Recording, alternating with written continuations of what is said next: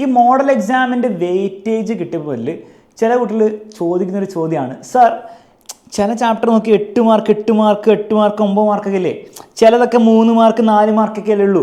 അപ്പോൾ നമുക്ക് 8, 9 ചാപ്റ്റർ എന്തായാലും പഠിക്കാം, എന്നിട്ട് ആ 3, 4 മാർക്കൊക്കെ അവസാനത്തെ ചാപ്റ്റർ ഞാൻ കാര്യമായി പഠിച്ചിട്ടില്ല, അപ്പോൾ അതും കൂടി ഒഴിവാക്കിയാൽ കുഴപ്പമുണ്ടോ എന്നുള്ള കാര്യം. ഇതിനേക്കാളും വലിയൊരു ബ്ലണ്ടർ നിങ്ങൾക്ക് +1 പബ്ലിക് എക്സാമിൽ വരുത്താൻ ഇല്ല. അതിൻ്റെ കാരണം ഏതാണെന്നുള്ള കാര്യം ഞാൻ പറഞ്ഞുതരാം. ശ്രദ്ധിച്ചിരുന്ന് കാണാം. ഈ വെയിറ്റേജ് നോക്കി പഠിക്കുന്നവർ ഇതെന്തായാലും ഫുള്ളായിട്ട് കാണണം. ഫസ്റ്റ് പ്രോബ്ലം, നിങ്ങൾ വെയിറ്റേജ് നോക്കിയിട്ട് ചില ചാപ്റ്ററിന് അവോയ്ഡ് ചെയ്യും, ചില ചാപ്റ്റർ മാത്രം കൂടുതൽ ഫോക്കസ് ചെയ്യുന്നതിൻ്റെ പ്രശ്നം എന്താണെന്ന് വെച്ച് കഴിഞ്ഞാൽ, ഈ വെയിറ്റേജ് ഇപ്പോൾ തന്നിരിക്കുന്നത് എന്താണ്, നിങ്ങൾക്ക് മോഡൽ എക്സാമിന് കിട്ടിയ ഒരു ഐഡിയ ആണ് അല്ലെ. മോഡൽ എക്സാമിൽ ഇങ്ങനെ ആയിരുന്നു, അതുകൊണ്ട് നമ്മൾ എക്സ്പെക്ട് ചെയ്യാണ് പബ്ലിക് എക്സാമിൽ ഇങ്ങനെയാണെന്നുള്ള കാര്യം. ഇതൊരിക്കലും 100% ഇങ്ങനെ ആവണമെന്ന് ഒരു നിർബന്ധമില്ല. For example units and measurement എന്ന് പറഞ്ഞ ചാപ്റ്റർ പൊതുവെ 7 മാർക്കിന് ചോദിക്കാത്തൊരു ചാപ്റ്ററാണ്. മോഷൻ സ്ട്രേറ്റ് ലൈൻ വളരെ കുറവ് 3 മാർക്കിനൊക്കെ ചോദിച്ചത്. ഇത് ഇങ്ങനെ തന്നെയാണ് പബ്ലിക് എക്സാമിനാവണമെന്ന് ഒരു നിർബന്ധമില്ല. ഇത് ചിലപ്പോൾ 7 മാർക്കുള്ള 5 മാർക്കും 3 മാർക്കുള്ളത് 6 മാർക്കിലേക്ക് ആവാനുള്ള ചാൻസ് നല്ല അധികമുണ്ട്. പക്ഷെ നമ്മുടെ എക്സ്പെക്ട് ചെയ്യുന്നത് ഇങ്ങനെയാണെന്നേ ഉള്ളൂ. ഈ എക്സ്പെക്റ്റേഷൻ 100% ആക്ച്വൽ എക്സാമിൽ ഇങ്ങനെയാണെന്ന് നിർബന്ധമില്ല. അപ്പോൾ അങ്ങനെ അതല്ലാതൊക്കെ വന്നു കഴിഞ്ഞാൽ നിങ്ങൾ ബുദ്ധിമുട്ടാൻ ചാൻസ് ഉണ്ട്. ഫോർ എക്സാമ്പിൾ, നിങ്ങൾ യൂണിറ്റ്സ് മെഷർമെൻറ്റ്സ് ഭയങ്കര ഇമ്പോർട്ടൻറ്റ് ചാപ്റ്ററാണ് വിചാരിച്ചിട്ട് നിങ്ങൾ പഠിച്ചു, എന്നിട്ട് നിങ്ങൾ എന്ത് ചെയ്തു, ഈ 4ാമത്തെ ചാപ്റ്റർ അവസാനത്തെ ചാപ്റ്റർ വേവ്സ് നിങ്ങൾ 4 മാർക്കിനുള്ളൂ ഫുള്ളായിട്ട് പഠിക്കാതിരുന്നു. നിങ്ങൾക്ക് ചിലപ്പോൾ ഈ ചാപ്റ്റർ നോക്കുകൊണ്ട് 6 മാർക്കിനായിരിക്കും ചോദ്യം വരിക, ഈ ചാപ്റ്റർ നോക്കുമ്പോൾ 3 മാർക്കിന് വരുന്നുണ്ടാവുള്ളൂ. അങ്ങനത്തെ സിറ്റുവേഷൻസ് ഉണ്ടാകും. ഞാൻ ഈ പറഞ്ഞ പോലെ എക്സ്ട്രീം ആയിട്ട് ഉണ്ടായില്ലെങ്കിലും നിങ്ങൾ ഉദ്ദേശിക്കുന്ന പോലെ തന്നെ വരണമെന്ന് 100% നിർബന്ധമില്ല. അപ്പോൾ അങ്ങനെ ഒരു ട്രാപ്പിൽ പെടാനുള്ള ചാൻസ് കാണണം എപ്പോഴും. ഓക്കെ, അങ്ങനെ പഠിക്കുന്നവർ. രണ്ടാമത്തെ പ്രശ്നം എന്ന് വെച്ച് കഴിഞ്ഞാൽ, നിങ്ങൾ മനസ്സിലാക്കേണ്ടത് ഒരു ചാപ്റ്ററിന് ഹൈ വെയിറ്റേജ് ഉണ്ടെങ്കിൽ പൊതുവേ ആ ചാപ്റ്ററിന് അത്രത്തോളം പഠിക്കാനുണ്ടാവും, അത്രത്തോളം കണ്ടന്റ് പഠിക്കാനുണ്ടാവും, അത്രത്തോളം ചോദ്യങ്ങളും ഡെറിവേഷൻസ് ഒക്കെ നിങ്ങൾ ചെയ്യേണ്ടി വരും. ഫോർ എക്സാമ്പിൾ, നിങ്ങൾ നോക്കുകയാണെങ്കിൽ ഈ മെക്കാനിക്കൽ പ്രോപ്പർട്ടീസ് ഓഫ് ഫ്ലൂയിഡ്സ് എന്ന് പറഞ്ഞ ചാപ്റ്റർ 9 മാർക്കിന് വന്നു. വളരെ നല്ല കാര്യം, ഭയങ്കര ഹൈ വെയിറ്റേജ് ചാപ്റ്ററാണ്. പക്ഷെ അത്രത്തോളം കാര്യങ്ങളിൽ പഠിക്കാനുണ്ട്. ഒരു സാധാരണ ആവറേജ് ചാപ്റ്ററിനേക്കാളും ഒരു 5 ടൈംസ് അല്ലെങ്കിൽ 6 ടൈംസ് മോർ ഡെറിവേഷൻസും ന്യൂമറിക്കൽസും കോൺസെപ്റ്റ്സും ഉള്ള ചാപ്റ്ററാണിത്. അപ്പോൾ നിങ്ങൾ മനസ്സിലാക്കേണ്ടത് 9 മാർക്ക് കിട്ടുക എന്ന് പറഞ്ഞാൽ നിങ്ങൾ കുറേ പഠിക്കേണ്ടി വരും. നേരെ മറിച്ച് നിങ്ങൾ ഈ ചാപ്റ്റർ ഫോർ എക്സാമ്പിൾ കൈനറ്റിക് തിയറിയിൽ 3 മാർക്കിനെ വന്നിട്ടുള്ളൂ. അപ്പോൾ നിങ്ങളത് അവോയ്ഡ് ചെയ്യേണ്ട ആവശ്യമുണ്ടോ? ഇല്ല. കാരണം എന്താണ്, ആ 3 മാർക്ക് കിട്ടാൻ വേണ്ടി വളരെ കുറച്ച് കാര്യങ്ങൾ പഠിച്ചാൽ മതി. ഒരു പ്രഷർ ഡെറിവേഷൻ ഉണ്ട്, ഒരു കൈനറ്റിക് എനർജി ഡെറിവേഷൻ ഉണ്ട്, 1-2 ന്യൂമറിക്കൽ ഉണ്ട്, കൈനറ്റിക് കൈനറ്റിക് തിയറി ഓഫ് ഗ്യാസിൻ്റെ പോസ്റ്റ്ലേറ്റ്സ് പഠിക്കുക. അത്രയും കാര്യങ്ങൾ പഠിച്ചാൽ ഈ 3 മാർക്ക് ഓൾമോസ്റ്റ് ഷുവറായി. എന്നാൽ ഈ 9 മാർക്ക് കിട്ടണം നിങ്ങൾ എത്ര കാര്യങ്ങൾ പഠിക്കണം, എത്ര ഡെറിവേഷൻ പഠിക്കണം, എത്ര ന്യൂമറിക്കൽസ് പഠിക്കണം, എത്ര കോൺസെപ്റ്റ് പഠിക്കണം. അപ്പോൾ ആ ഡിഫറൻസ് ഉണ്ട് എന്നുള്ള കാര്യം എപ്പോഴും മനസ്സിലാക്കുക. അപ്പോൾ ഒരു ചാപ്റ്ററിന് മാർക്ക് കുറവാണ്, അത്രത്തോളം കുറവ് കാര്യങ്ങൾ ആ ചാപ്റ്ററിന് പൊതുവേ പഠിക്കാനുണ്ടാവുള്ളൂ. ഒബ്വിയസ്ലി അവിടെ ഇവിടെ എക്സെപ്ഷൻസ് ഒക്കെ ഉണ്ടാവും. ഈ ചാപ്റ്ററിനൊക്കെ നമ്മൾ നോക്കുകയാണെങ്കിൽ, ഞാൻ പറഞ്ഞില്ലേ അത് 100% അങ്ങനെ തന്നെ ആവണമെന്നില്ലേ പബ്ലിക് എക്സാമിന്. അപ്പോൾ ആ ഒരു ബോധവും നിങ്ങൾക്ക് ഉണ്ടായിരിക്കണം. അതുകൊണ്ട് വെയിറ്റേജ് കൂടിയ ചാപ്റ്റർ എളുപ്പത്തിൽ പഠിച്ചെടുത്ത് 9 മാർക്ക് അങ്ങോട്ട് കിട്ടുന്ന അസ്യൂം ചെയ്യരുത്. അത്രയും കാര്യങ്ങൾ പഠിക്കേണ്ട ഒരു 9 മാർക്ക് കിട്ടാൻ. എന്നാൽ ചെറിയ ചാപ്റ്ററും ചെറിയ മാർക്കും ആണെങ്കിൽ കുറച്ച് പഠിച്ചിട്ട് വേഗം മാർക്ക് കിട്ടും. ഓക്കെ, മൂന്നാമത്തെ കാര്യമുള്ളത് നിങ്ങൾ മനസ്സിലാക്കേണ്ടത്, നിങ്ങൾ ഒരു ചാപ്റ്റർ ഫോർ എക്സാമ്പിൾ നിങ്ങൾ എന്താണ് ചില ചാപ്റ്റർ നിങ്ങൾ ഇഗ്നോർ ചെയ്തിട്ട് ചില ചാപ്റ്റേഴ്സ് മാത്രം നിങ്ങൾ വെയിറ്റേജ് കൂടിയ ചാപ്റ്റർ നിങ്ങൾ നല്ലോണം ഫോക്കസ് ചെയ്ത് നന്നായി പഠിച്ചു. എന്നിട്ട് നിങ്ങൾ വിചാരിക്കും അത് 7 മാർക്ക്, ഇത് 8 മാർക്ക്, ഇത് 8 മാർക്ക്, ഇത് 8 മാർക്ക്, അങ്ങനെ ഒരു 1-2 മാർക്കൊക്കെ പോയാൽ തന്നെ എനിക്ക് എന്താണ് പാസ്സാകാൻ പറ്റുന്നോ, അല്ലെ എന്തെങ്കിലും നിങ്ങൾ കണക്കൊക്കെ ഉണ്ടാക്കും, A ഗ്രേഡ് കിട്ടുന്നോ വല്ല കണക്കുണ്ടാക്കും. ഈ കണക്കിൻ്റെ ഒക്കെ പ്രശ്നം എന്ന് വെച്ച് കഴിഞ്ഞാൽ നിങ്ങൾ അസ്യൂം ചെയ്യുന്ന എന്താണ്, ഈ 7 മാർക്ക് പഠിച്ചു കഴിഞ്ഞാൽ നിങ്ങൾക്ക് 7 മാർക്ക് കിട്ടുന്നു, അല്ല 6 മാർക്ക് കിട്ടുന്നതായിരിക്കും. ആരാ പറഞ്ഞ അങ്ങനെ കിട്ടുന്നത്? ഫോർ എക്സാമ്പിൾ ഈ ഫിസിക്സ് എക്സാമിൻ്റെ ഒക്കെ പ്രശ്നം എന്ന് വെച്ചാൽ എക്സാം ടഫായി വരുമ്പോൾ എല്ലാ ചാപ്റ്ററിലെയും ചോദ്യങ്ങൾ ടഫായിരുന്നു വരില്ല. ഏതെങ്കിലും ഒരു ചാപ്റ്ററിൽ 1-2 ചാപ്റ്ററിൽ ഏതെങ്കിലുമൊക്കെ ചോദ്യങ്ങളായിരിക്കും ചിലപ്പോൾ ഓവർ ഡിഫിക്കൽട്ടിയിൽ വരിക.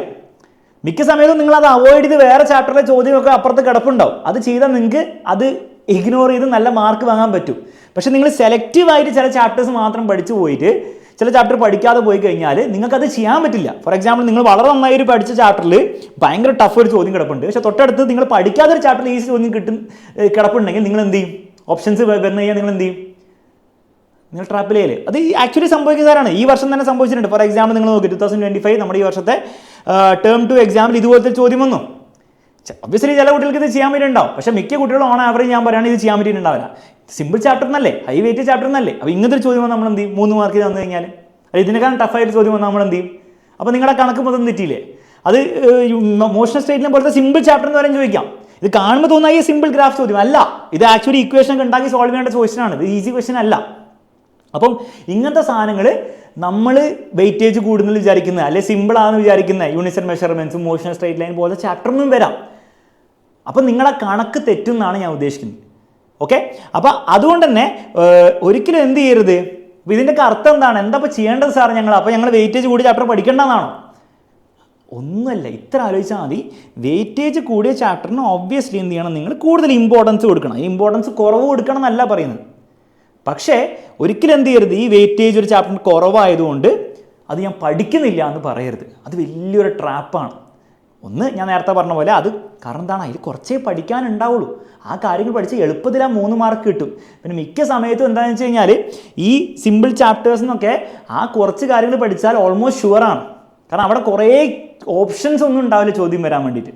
എന്നാൽ ഈ വലിയ 9 മാർക്കിന് 8 മാർക്കിൻ്റെ ചാപ്റ്ററിന് ചെറിയൊരു ഫോൾട്ട് എന്താണെന്ന് വെച്ച് കഴിഞ്ഞാൽ 8 മാർക്കിൽ അല്ലെങ്കിൽ 9 മാർക്കിൽ ഓൾമോസ്റ്റ് ഒരു 4-5 മാർക്സ് ഒക്കെ സ്റ്റാൻഡേർഡ് ഡെറിവേഷൻ ആയിരിക്കും. അതൊക്കെ ചിലപ്പോൾ നിങ്ങൾക്ക് എന്തായാലും കിട്ടും.